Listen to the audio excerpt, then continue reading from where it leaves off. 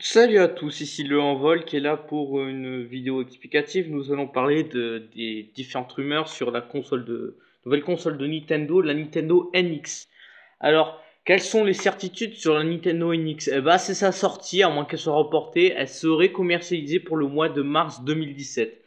En gros, c'est la certitude qu'on a dessus. Après, la communication qu'a fait Nintendo autour dessus, c'est que ça serait ni une Wii, ni une Wii U.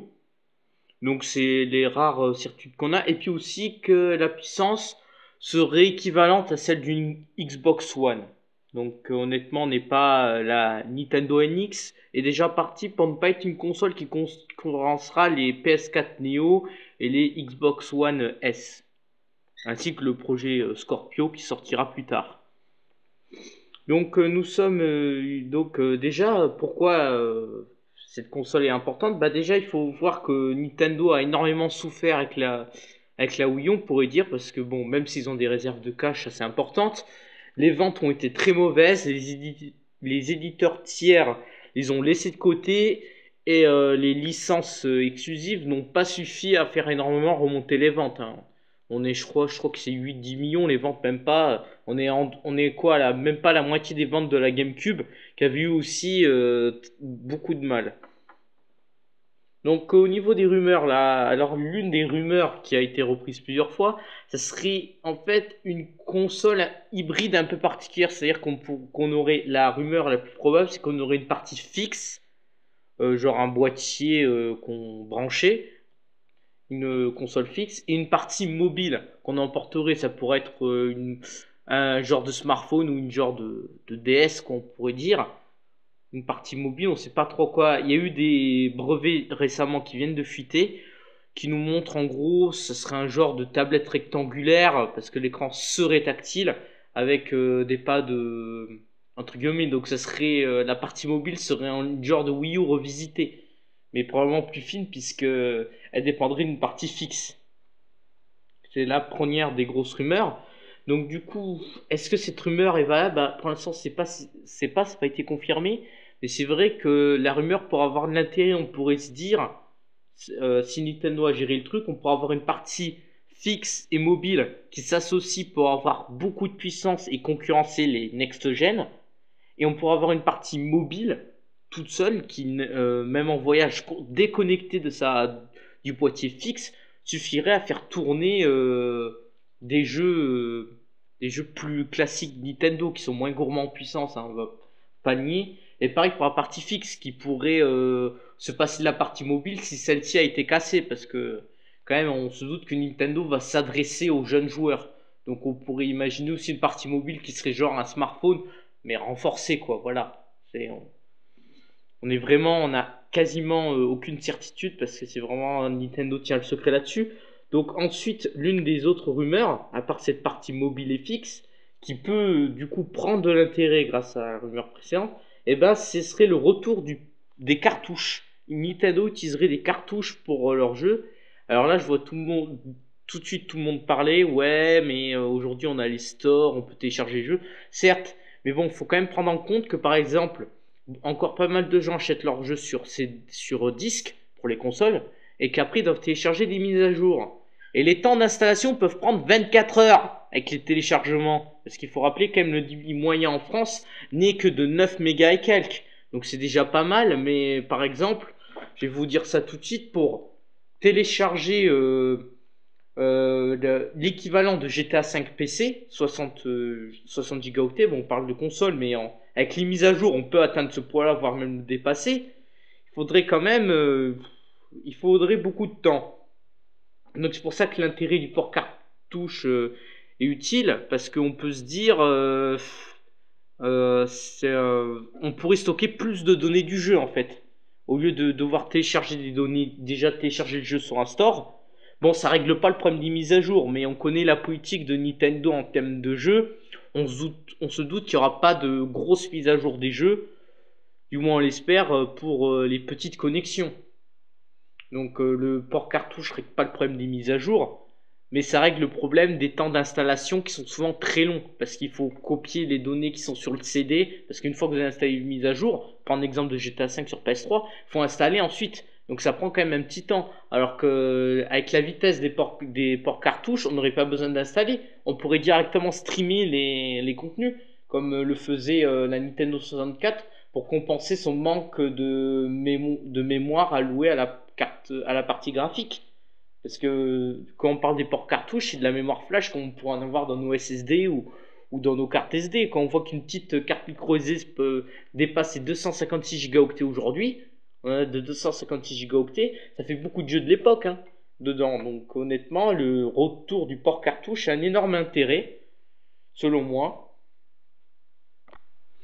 Donc j'ai fait le petit calcul, il faudrait environ, si je ne suis pas trompé, environ 15 heures, plus de 15 heures pour télécharger l'équivalent de 60 Go avec une connexion 9 mégabits. Autant dire que ça devient très très long. 15 heures, c'est énorme. Imaginez donc, c'est là où l'intérêt du port cartouche vient, parce qu'on pourra avoir des jeux de 60 Go dans un port cartouche assez facilement, avec des temps d'installation courts. Parce que pour stocker 60 Go sur un disque, on a bien des Blu-ray de 100 Go, mais qui existent, et ça devient compliqué, quoi, de stocker autant de données sur un disque. Donc du coup, souvent de plus en plus de jeux proposent de les télécharger, et même avec une connexion 9-10 mégas, ça prend pas mal de temps. Donc quand sur une Next-Gen, il faudrait compter la journée pour installer le jeu. On peut estimer qu'avec le port cartouche, on va gagner au moins sur le temps d'installation, voire même plus, puisqu'on aura moins de problèmes avec les téléchargements. Donc c'est vraiment une très bonne nouvelle, puis c'est sympa quoi, le cartouche. Voilà. Et les cartouches, pas forcément les grosses cartouches de l'époque. La rumeur parle de ces grosses cartouches, ça peut être genre comme des cartouches DES, quoi, une carte SD si vous préférez. Ce qui pourrait à nouveau rejoindre la rumeur du mobile et du fixe. C'est-à-dire genre des grosses cartouches peut-être pour le fixe, et pour les jeux de la partie mobile qui seraient moins lourds, ça serait des jeux dans des cartouches de type DS. Donc ensuite, il y a eu des rumeurs sur le hardware de cette Nintendo NX. Alors l'une des premières rumeurs qu'il y a vu, c'est qu'on aurait un APU AMD Zen dedans. Donc AMD Zen qui va être la nouvelle architecture d'AMD pour la partie CPU. Pour la partie GPU, on aurait un GPU de type Polaris, qui est chez AMD la nouvelle architecture pour les GPU. Donc cette rumeur aurait pu être valable, mais selon notre rumeur, Nintendo ne prendrait pas une architecture x86, ce qui exclut AMD de la danse, puisque AMD, du moins sur la partie GPU, à moins de mettre le processeur graphique à part, et donc de ne pas faire vraiment un APU, parce que ça met un peu AMD à part, parce qu'AMD ils sont plutôt dans x86, même si c'est des processeurs ARM.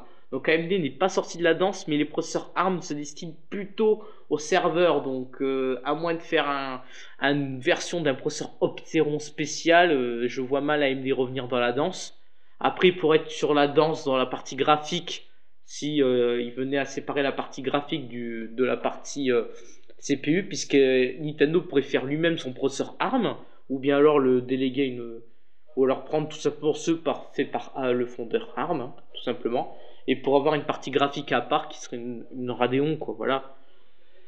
Ou bien, mais aussi AMD pourrait être complètement exclu, et dans ce cas-là, on pourrait bien imaginer, du moins pour la partie mobile, et même peut-être pour la partie fixe, avoir un SoC Tegra. Un SoC Tegra de Nvidia. On pourrait imaginer donc avoir un SoC custom Tegra de Nvidia qui aurait un GPU Pascal de nouvelle génération, donc on serait gravé en 16 nanomètres. Et puis pour les cœurs, pour avoir les cœurs custom ARM de chez Nvidia qui sont les cœurs Denver.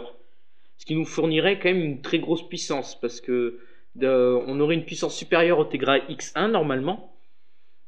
Donc le Tegra X1 qui est quand même la moitié d'une Xbox One en puissance théorique.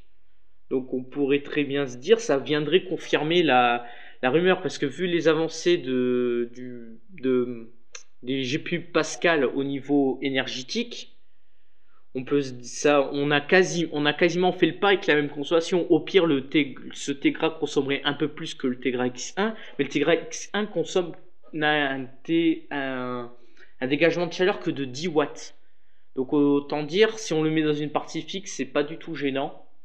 Donc on pourrait très bien voir, la rumeur pourrait être confirmée, un APU, donc un SoC Tegra fait par Nvidia, avec un GPU Pascal et un processeur Denver. D'ailleurs, on pourrait dire ça existe déjà puisque le Drive PX2 de Nvidia qui dessine nos voitures autonomes a deux processeurs Tegra et un GPU Pascal. Donc honnêtement, Nvidia l'a déjà fait dans un grand format pour les voitures autonomes. Donc vous pourrez imaginer que Nvidia dérive ce qu'ils ont fait pour le Drive PX2, mais pour Nintendo avec une consommation plus basse.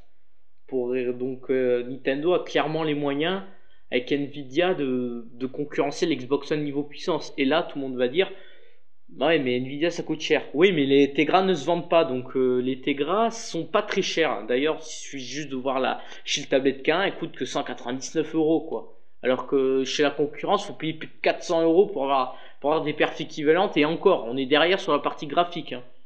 Donc honnêtement, c'est vraiment une très bonne affaire, hein, si ça venait à se confirmer déjà pour les joueurs, parce qu'on aurait quand même une bonne performance. On pourrait aussi espérer avoir tout l'écosystème Nvidia, c'est-à-dire le cloud gaming, ce qui pourrait donner à la Nintendo NX une plus grande longévité, si elle avait accès au service GeForce Now de Nvidia au niveau du cloud gaming. Mais aussi, ça pourrait être une bonne affaire pour tout simplement pour Nintendo, parce que ils auraient du coup plus facilement de la puissance, parce que AMD ils ont déjà beaucoup de commandes avec les APU, donc ils seraient pas plus avantagés ils seraient pas plus avantagés envers Sony et envers Microsoft, alors que là Nvidia ils ont complètement raté cette génération. Donc honnêtement pour eux ça serait le coup de promouvoir la technologie. Du coup Nvidia il pourrait avoir quelque chose de puissant à bas coût, et en même temps, Nvidia pourrait, eux, vendre leur technologie. Donc, ce qui est pas plus mal que ça, quitte à vendre à perte au début pour Nvidia. Mais en plus, c'est un moyen pour Nvidia de promouvoir ses technologies, ses services, ce qui est une très bonne nouvelle. Et puis en même temps, pour Nintendo, c'est une bonne nouvelle parce que comme les Tegra sont assez connus des développeurs, du moins pour la partie Android, donc on peut dire qu'Nvidia peut toujours faire un petit coup de bis avec des développeurs pour financer un portage d'un jeu pour la NX. C'était le cas, par exemple, Portal sur Android, hein, comme le jeu de mots. Portal a été porté sur Android. Nvidia a mis des sous pour que la Shield tablette et la Shield tablette K1 puissent avoir Portal, tout simplement. Donc on pourrait très bien imaginer, par exemple, Project Cars. Nvidia pourrait d'ailleurs, Project Cars qui est bien optimisé pour Nvidia investit dans le développement. Donc on pourrait imaginer Nvidia investir dans un portage de Project Cars pour la Nintendo NX, si on veut parler de jeux avec d'assez beaux graphismes.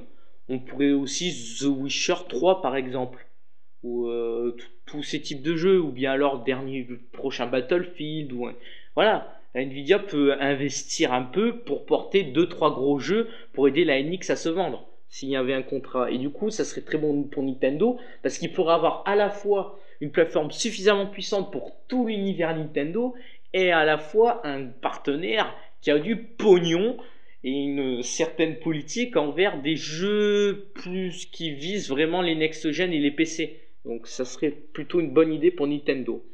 Bon bah c'est la fin de cette vidéo explicative sur rumeur de la Nintendo NX. Alors on va pouvoir conclure, est-ce que la Nintendo NX vaut le coup?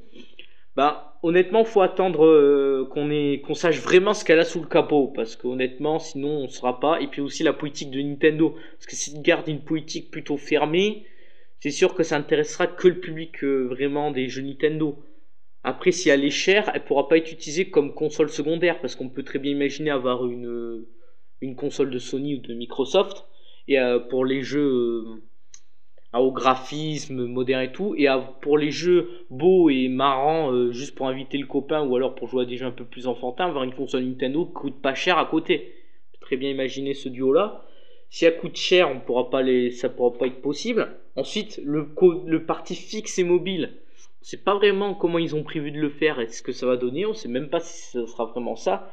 Puis honnêtement, sous le capot, si on a un Tegra, ça risque d'être vraiment très bon, mais faut-il encore que Nintendo attire les développeurs? Donc Nvidia peut aider, mais ils n'ont pas non plus une réserve de cache énorme, hein, donc faut pas abuser non plus. Ils peuvent aider pour 2-3 portages, mais voilà, ça s'arrêtera là. Bon ben on se retrouve pour une prochaine fois. Allez, ciao!